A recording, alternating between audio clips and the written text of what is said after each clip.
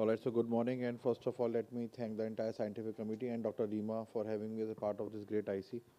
So I'll be talking about horror stories in infective uveitis, essentially in infectious retinitis.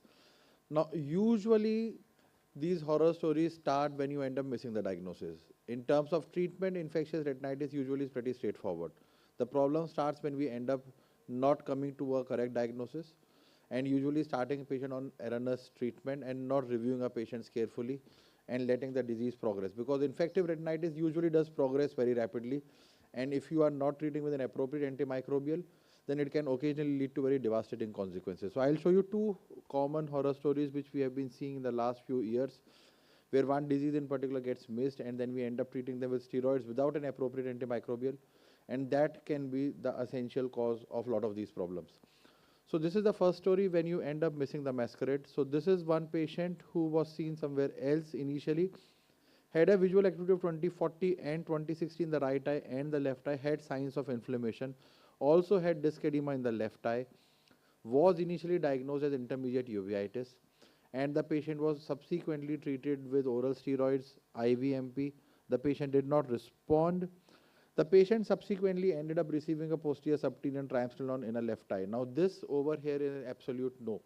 Unless and until we are sure of our diagnosis, a depot steroid in any case where you are suspecting infections can be an absolute catastrophe, and that's what we need to avoid. So this patient got triamcinolone in the left eye, and this is what happened. If you can see over here, the patient now comes to us with a vision of 20/80 something in the right eye, which is going down further, became counting fingers close to face subsequently in the right eye, and the patient's vision was no PL in the left eye. The eye which had received a posterior subtenon had a no PL vision. The right eye also from 2060 initially had gone down subsequently to counting fingers close to face.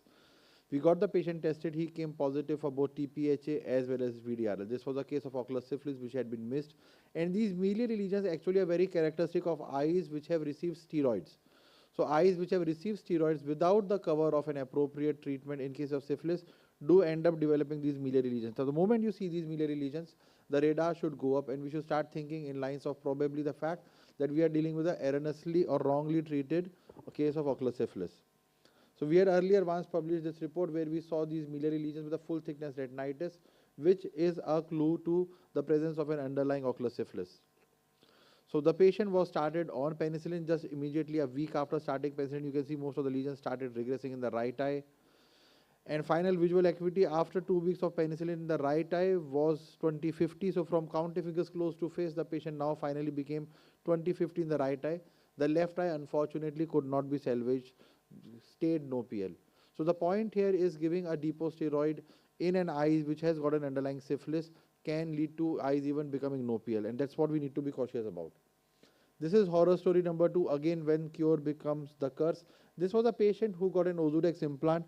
Please remember a case eyes with aphakia, large posterior capsular dehiscence are eyes which are a contradiction of Ozudex. These eyes have a possibility of the implant migrating into the anterior chamber, and once it migrates, it can cause corneal decomposition within a span of days. So please remember, when you give Ozudex or dexamethasone implants, look at the capsular integrity carefully. Aphakia, large PC dehiscence are both contraindications for giving a Ozudex implant. So this was a patient where the implant came in AC, started causing corneal decomposition. We had to do a vitrectomy and remove the implant. But the story is not about Ozudex implant. The story is about what Ozudex can otherwise do to the eye, and I'll show you another case. This was one more case thought of again as intermediate uveitis. Started with a visual acuity of 20/60 in both eyes. Did not improve, was given IVMP. Vision became 2200. Did not improve, the patient was started on steroids and Azoran. Did not improve, became counting fingers close to face, and now the treating physician ended up giving them Ozudex. Now what you see over here is something which you can correlate if you just remember the case which I had shown you earlier. Again, look at these multiple small miliary lesions. The moment we saw that, we thought, are we dealing with syphilis, which has been missed? We got the patient investigated. This boy turned out to be seropositive as well as positive for TPHA and VDRL. He was a recreational drug abuser, became HIV positive as well as TPHA and VDRL positive. And the visual acuity, which was 20/60 to begin with, became counting fingers close to face in both eyes, which would have been avoided if just a TPHA and a VDRL, meaning thereby a treponemal and a non-treponemal test were done. So remember, get a treponemal and non-treponemal test for all of your treatment naive cases or the ones who come to you with uveitis at the first sitting. So the patient was started on penicillin. Fortunately, syphilis in that term is a very forgiving disease in terms of the improvement in visual acuity. So from counting fingers close to face, the patient finally regained a vision of 20/40 in the right eye as well as the left eye. There is obviously some scarring, vasculitis versus sclerosis, but the final visual acuity at this point of time, even after 1.5 years of follow-up, is maintained at 20/40. So these are the patterns that we need to remember when we are thinking of eyes with syphilis, and these are very characteristic clinical signs. The moment you see a placoid retinitis with more intense infiltration at the edges, like what you see over here, think of syphilis. The moment you see a ground glass sort of a retinitis with a central clearing, think of syphilis. The moment you see these multiple small miliary lesions, think of syphilis. So 3 clinical clues which can be very easily pickable when you see patients in a clinic, and which can basically alert us to the possibility of this underlying disease. And once we start looking at them, the chances of making a mistake reduce significantly. The moment you see them, get a TPH and VDRL done. We essentially get TPH and VDRL done for all of our patients of uveitis when we see them for the first time. But these, even otherwise, for those who may probably disagree, this is a point of debate. There are some who say you don't have to get it done for all cases. I usually get it done for all of mine. But that's a different issue altogether. The point here is, if you see these patterns, think of syphilis as one of your possible underlying etiologies. If you see miliary lesions, again think of syphilis. So remember, VDRL and TPHA are the 2 essential tests. Treponemal tests remain positive regardless of treatment. And the point to remember, and this is what we have also made this one mistake earlier, is the fact that TPHA is the test which should be essentially done. Treponemal tests have got a higher sensitivity and specificity of more than 90%, whereas VDRL has only got a sensitivity of 70%. So when we analyze our cohort of patients, we found that our initial 35 cases, there were 7 cases which were VDRL negative, but turned out to be TPHA positive. So that can mislead us. Our first case of syphilis that we had seen, actually, we were pretty comfortable thinking it's not syphilis because the VDRL had come negative, not knowing at that point of time that its sensitivity is only 70%.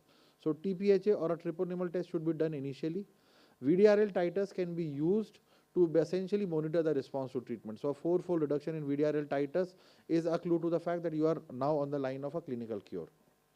So treatment in terms of this has to be treated like neurosyphilis, 18 to 24 million units of aqueous crystalline penicillin G. If your patient cannot tolerate penicillin or penicillin is not available, then IV ceftriaxone. If even that is not there, oral doxycycline. Topical periocular and systemic corticosteroids have an adjuncting role, but please remember, steroids have to be only given under the cover of an appropriate antimicrobial. So I will conclude by just these last points. Syphilis is a great masquerade. All cases of uveitis are investigated for syphilis in our clinic. And remember the contraindications of depot steroids. Depot steroids should not be given unless and until you are absolutely sure of your diagnosis, number 1. And number 2, even if they are being given under the cover of an appropriate antimicrobial. Thank you so much.